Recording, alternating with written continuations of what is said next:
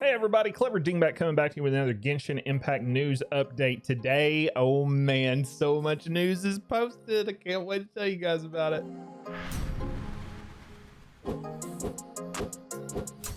Okay, so the new patch notes, there's stuff in here that we already know from the live stream, and there's stuff in here that we did not expect to be getting. First off, we're going to get some compensation for the server being down for 5 hours, or for the servers being down for 5 hours. We're going to get 60 Primo Gems per hour. We're going to get 300 Primo Gems for this. So awesome. More free pulls. The new area, Dragon Spine is going to be in. You know, it talks about the frost-bearing tree. It talks about the peak of Vindignir. It lets us know, you know, we already knew Albedo was coming. We knew that Ganyu was coming. We knew new weapons were coming and new artifact sets were coming. What I want to touch on today, guys, is things that we did not expect, right? So first off, events will no longer require original resin. Events will no longer require resin. I love it. I love it. I love it. I love it. We now don't have to do that, so that's gonna be excellent. And it says original resin is not required to enter this event. I'm curious about the wording here, where it says 1.2 version 1.2 events no longer require resin, or if this just means in general that in version 1, as of version 1.2, events will no longer require original resin. That is interesting to me. We'll see how that pans out, but I think that's going to be, like, if events in the game going forward don't require resin anymore, that's going to be huge for everybody. After 14 days of you being logged out, the Stellar Reunion event is activated. So if you guys haven't logged in a while, you might want to consider logging back in if you're Venture Rank 10 or above, because you will be able to get some rewards. And it only works over 45 days since your last activation. And this will give you Primo Gems, Fragile Resin, other rewards, as well as a Prototype Rancor. They're just trying to give something so that if you haven't logged in a while, to come back in, and we'll get you back into it and working. So that's kind of cool. Albedo story, Ganyu story, awesome. We knew those were coming. The things in here that are most interesting to me, and I mean, if you guys are looking at the Abyss stuff, the Abyss changes are cool too. But what I am most interested in this entire thing are the things that we did not expect happening. So there are some changes here. There's some changes to Kaching's phase 1 passive talent. So you Kaching users, I don't play Kaching, so I'm not entirely that familiar with whether or not this is going to be a buff for her or a nerf. It deals with the way her Thundering Penance is worded, and there's a new description for it. Diluc also, his original description for his elemental burst Dawn is changing, so keep that in mind. But for me, Chongyun's is the most interesting elemental skill that's getting a new description here, because before, whenever you did the E and it created the ice field, it would convert your damage to cryo.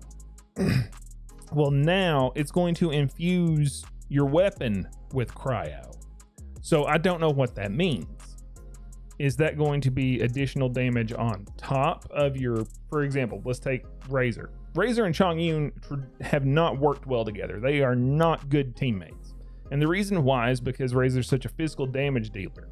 And when Chongyun uses his E, the field of battle essentially becomes, and if you switch to Razor and he's standing in the E, all of his damage is going to get converted to cryo. You don't want that because he's a physical damage dealer. But if it infuses his weapon with cryo, does that mean that the damage is going to be cryo damage? Or does that mean it's going to do cryo damage on top of the physical damage? So I'm interested to see where that goes.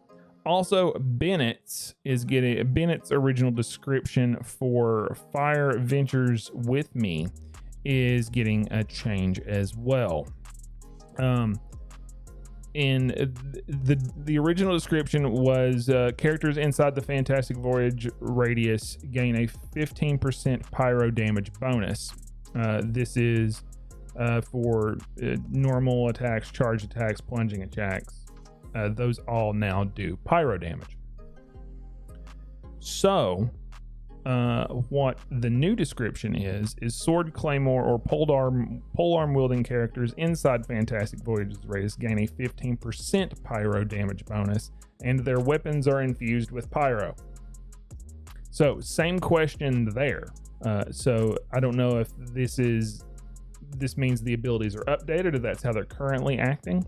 I'm pretty sure that's not how they're currently acting with Chongyun, because I've tried using Razor and Chongyun together multiple times and it just never works out. The only time it does work out is when you're doing bounties and the mob on the bounty is invulnerable to physical damage. So then having Chongyun there to convert that physical damage over to cryo is nice. It does help out in that one and only specific situation. But those are a couple of the changes that I'm most interested in. The fact that we don't have resin for the events anymore, that's going to be cool. This is going to be very interesting, guys. Very, very interesting indeed. Floor 12 now, all Geo party members deal increased Geo damage in the Abyss. So they're really trying to push for Geo characters, guys. I have pretty much made up my mind about the Albedo banner. So let's go take a look at that. I'm going to be rolling on this because it's got Fish, it's got Sucrose, who we are still missing, and it's got Bennett, which I still need his Constellation 1 for. So I do believe we are going to be rolling into this banner. I like these 4 stars. These are 4 stars that I need to get more constellations on or copies of. And Albedo, sure, we'll go in on this, but after this banner, I do not think we'll be rolling on the Ganyu banner unless the 4 stars are really, really good. I think we will be skipping Ganyu and we will be waiting after that and holding for Shao. But we will roll on the Albedo banner. This is the new banner for the weapons. The new weapon banner looks interesting. Still not really wanting to go in much on this. The fact that Stringless is here is kind of cool, and the Favonius sword. And it looks like they're doing all Favonius weapons here, but it's also got Sacrificial Fragments is going to be in there with them too, which I don't know. I still haven't figured out a good use for Sacrificial Fragments yet. But Skyward Atlas and Summit Shaper are going to be the up to 5 stars on the weapon banner. Possibly good weapon for Albedo. And I think this is a good book for Mona. Looks like the battle pass is going to have a new name card if you are into doing the Gnostic Chorus portion. Otherwise, it's going to have the same 4 stars as last time. So I don't know whether getting additional not necessarily swords, but additional weapons from this for refinement, or if you just want to expand is a better idea. I don't know. But yeah, guys, thank you guys so much for watching. That's the patch notes. They're going to be pretty awesome. I'm super excited about the little hidden treasures that they had in there on those patch notes. There's still a few more if you guys want to go check them out. Those are just the ones that I'm most excited about. Thanks so much for watching, guys. If you want to see more of me, streams over on Twitch will be starting Monday, Wednesday, and Friday from 5 a.m. to 10 a.m. Eastern Standard Time starting January the 1st. Would love to have you guys over there and chat and interact with you. So please, please, please stop by the chat. It'd be great to see you, great to talk with you and hang out and possibly play some Genshin together.